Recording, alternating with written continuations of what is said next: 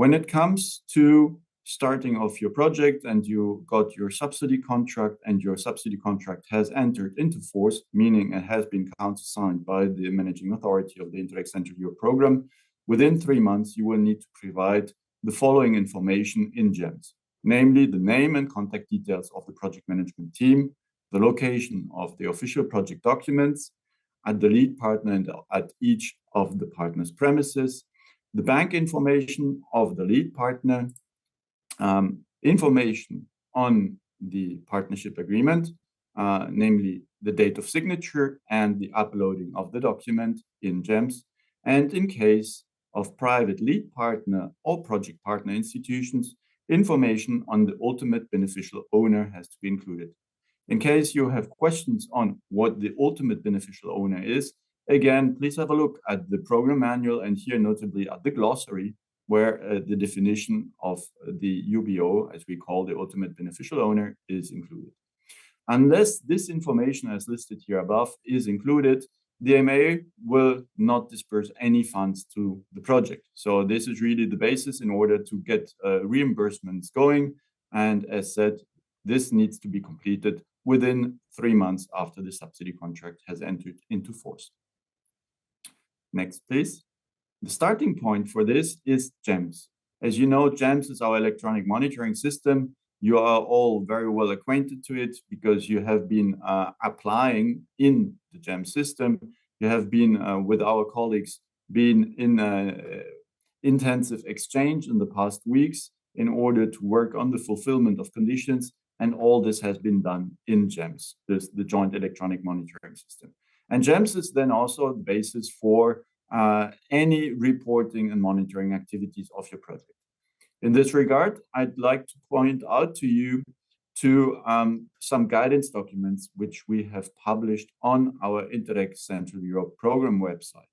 There is the GEMS user manual, which includes very detailed walkthrough of the different sections you will need to work on. Shall it be the contracting? Shall it be the reporting? For any of these different sections, have a look in this user manual. It is really, really very helpful to help you with this. One point which you need to do actually is to assign users to your project partners and to grant individual access rights to the single users, so that to see whether who has reading rights, who has viewing rights, and how to do this exactly, again, is included in the GEMS user manual. In case your project, during its implementation, there are some changes to the data you have entered into GEMS, this information needs to be updated. For this, you will need to inform simply your program officer at the JS, who can unlock the respective sections in order to allow you to access this information and to perform the necessary updates. If we continue now into the reporting and monitoring as such, I think what is really essential here is that we're differentiating between 2 different levels. The first one is the reporting and monitoring at partner level. This is being done through a partner report, which is available in GEMS and which allows to inform on the activities performed, on the outputs and deliverables which have been completed and achieved, and to refer and to the respective costs incurred. The duration of these periods of these partner reports is usually of 6 months, and it allows the partner report to submit this activity and financial information to the respective national controller for the verification of the expenditure, so that at the end, the costs of your expenditure can be certified. And at the same time, these partner reports allow the lead partner to collect and to consolidate the information from all the partners in order then to proceed with the reporting towards the MAJS at project level. And one point to be noted is that this partner report is not subject to checks from the MAJS. This is really a project management tool within the project partnership. If we move now to the next level, this is the reporting and monitoring at project level. There, we can differentiate between 3 main layers. First of all, there is this continuous reporting and monitoring, which should allow a continuous flow of information between the partnership and the MHS. As we heard in the introduction presentation today, we are trying in this programming period to really be much closer to you to get the information when it is available in order to engage into a feedback and support process at an early stage. For those deliverables which are included in the monitoring plan, these are the MHS feedback is provided directly.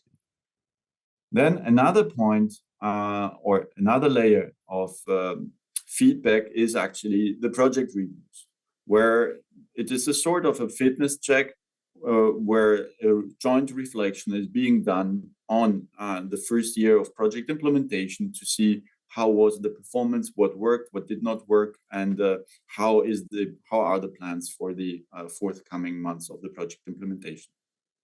And then in terms of formal reporting, we have the periodic joint progress reports, where we have disentangled the two different types of reports. We have the joint finance report, which we in short always refer to as JFR, which is to be submitted to the MHS after each financial reporting period, which is in principle every 6 months. And we have a joint activity report, the JAR, which is documenting and including all the information on the activities which the project has been implementing, and which is in principle covering a period of 12 months. Longer and shorter durations are possible, especially when it comes to the last reporting period. As for the dates when these reports are due and the deadlines, they are all included in the annex to your subsidy contract, which you will soon receive.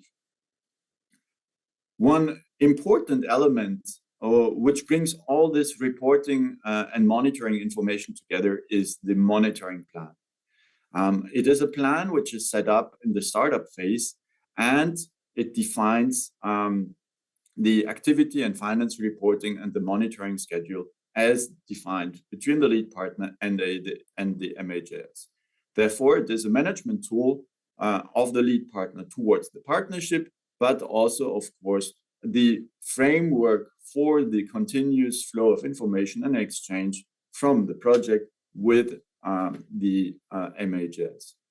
Therefore, since it's a very important plan and framework, it is really necessary that you discuss it and agree it with your entire partnership. Of course, you can already start working on a draft, but then at latest at the time of your project kickoff, it would be very good to conclude and to agree with all your partners on your monitoring plan, which you can then submit to the MHS. We will then engage into a feedback process so that the monitoring plan as proposed by you is then accepted by the MHS in order to be really the framework for the implementation and reporting and monitoring of your project.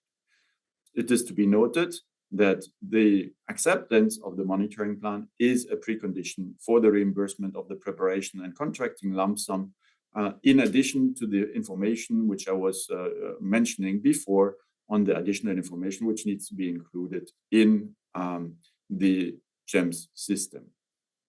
You will receive a personalized monitoring plan template together with your subsidy contract offer, which you will receive very soon from your program officers dedicated and affected to your project. If you're already curious to see how such a monitoring plan looks like, we also have an offline template available on our program website.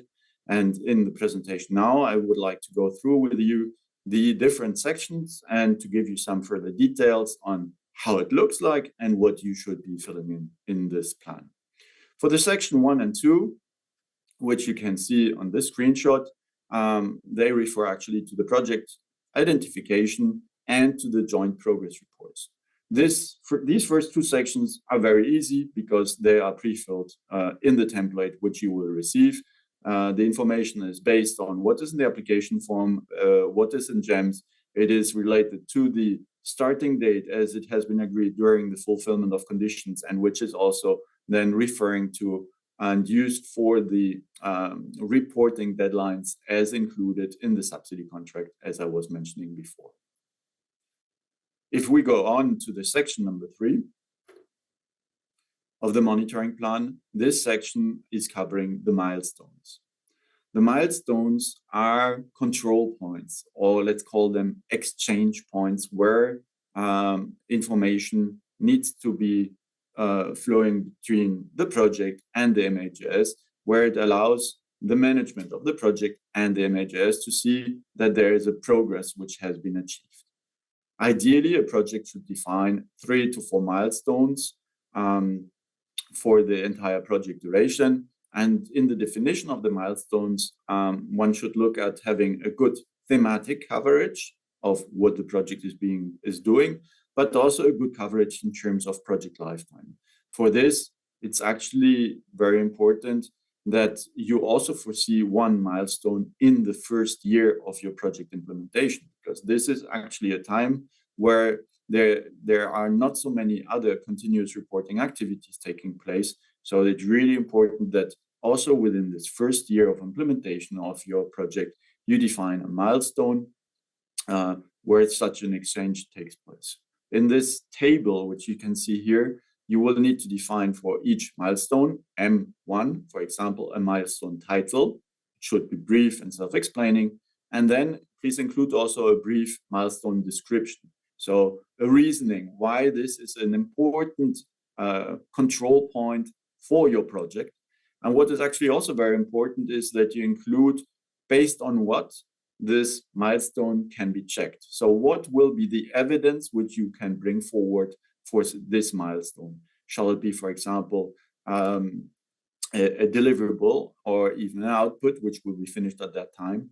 It can also be some concepts or other inputs which you need to prepare in order to get your activities started and implemented. Like, for example, pilot action concepts can be also the basis for the discussion in a milestone. And then, of course, you need to include the date, month, and year when this milestone will take place. If we move now to the section 4 of this monitoring plan, this is the section dedicated to continuous reporting.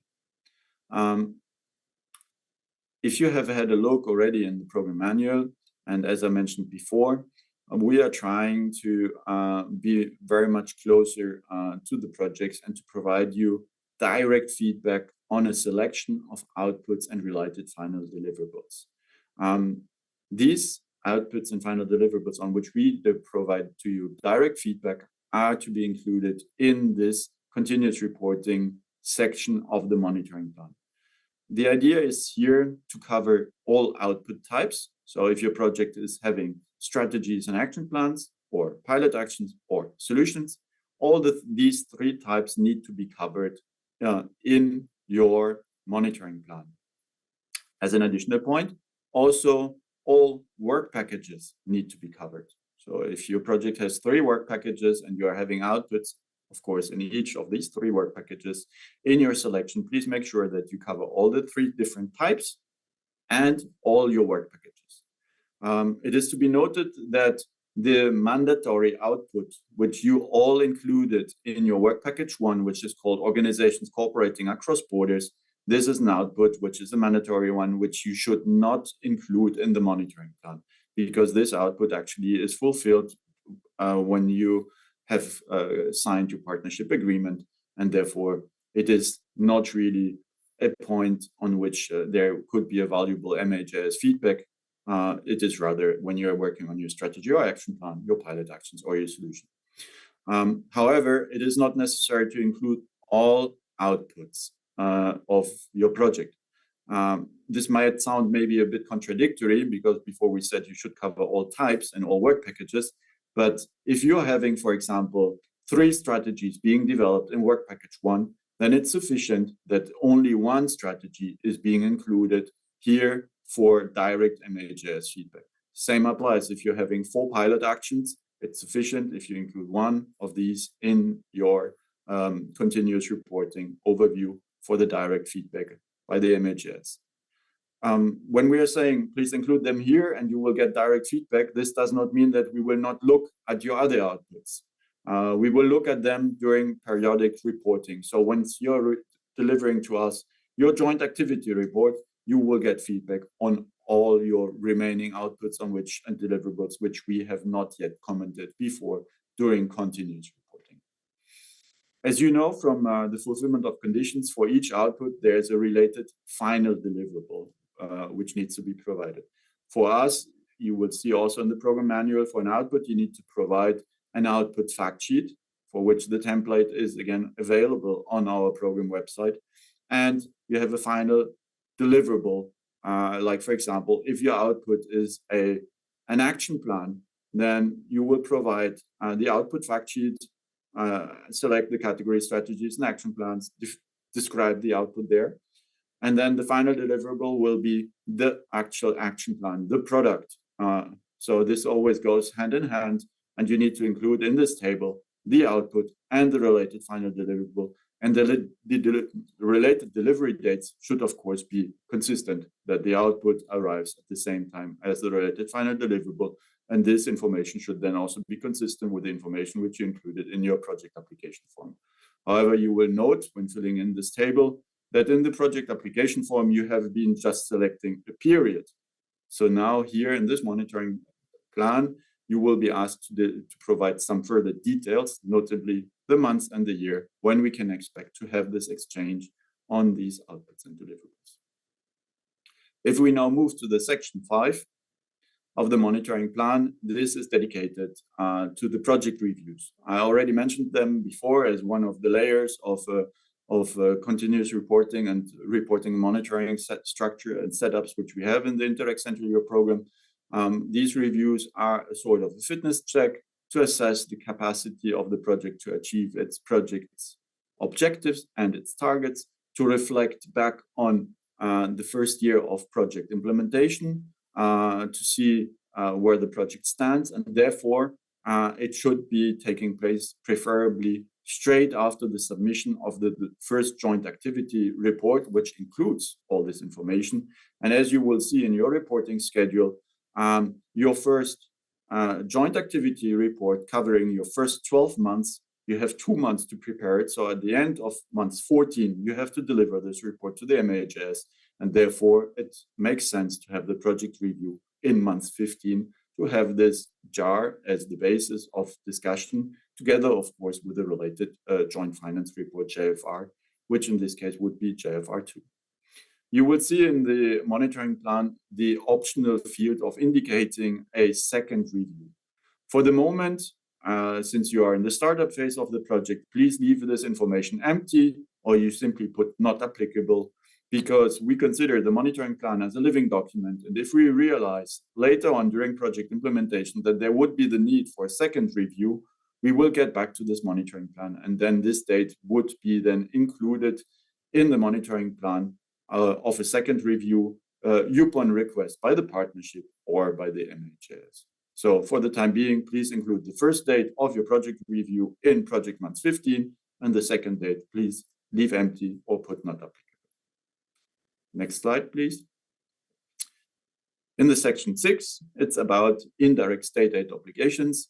Not all projects are affected, but some are. So you will see in your subsidy contract, and you have already been discussing also with the program offices of the concerned projects during the fulfillment of conditions, where you could see the discussion on indirect state aid, that these conditions, they will be included in your subsidy contract in the paragraph 11.17, where these conditions are included.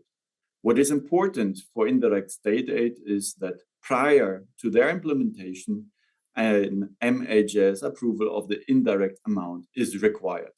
Therefore, in the monitoring plan, it is important to include the activities which are affected by indirect state aid, and in case there are specific deliverables related to the activity, then please also include the deliverables. But compared to the tables you saw before, there's one difference here, because while for all the tables you saw until now, you needed to provide the date when the outputs and deliverables were finalized and were provided, are going to be provided to the MHS.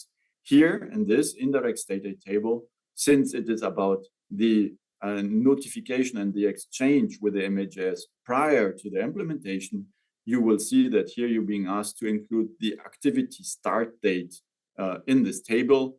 And this can be either this activity start date as you have it in the application form, or if it is only one part of an activity concerned by your state aid condition, you can also include the actual start date of the related part, which is affected by indirect state aid. But if you have questions on these elements, your program officers at the JS will guide you through this process. And before you get into this process where you are being asked to provide us this for this calculation, you will also receive a dedicated guidance document.